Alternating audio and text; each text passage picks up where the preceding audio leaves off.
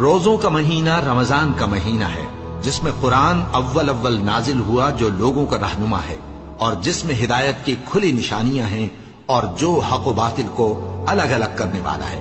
تو جو کوئی تم میں سے اس مہینے میں موجود ہو، چاہیے کہ پورے مہینے کے روزے رکھے، اور جو بیمار ہو یا سفر میں ہو تو دوسرے دنوں میں روزے رکھ کر ان کا شمار پورا کر لے۔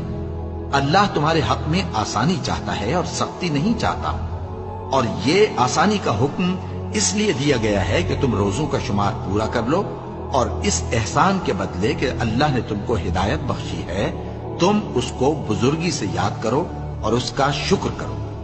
اور اے پیغمبر، جب تم سے میرے بندے میرے بارے میں دریافت کریں تو انہیں معلوم ہو کہ میں تو تمہارے پاس ہی ہوں۔ جب کوئی پکارنے والا مجھے پکارتا ہے تو میں اس کی دعا قبول کرتا ہوں۔ تو ان کو چاہیے کہ میرے حکموں کو مانیں اور مجھ پر ایمان رکھیں تاکہ نیک رستہ پائیں۔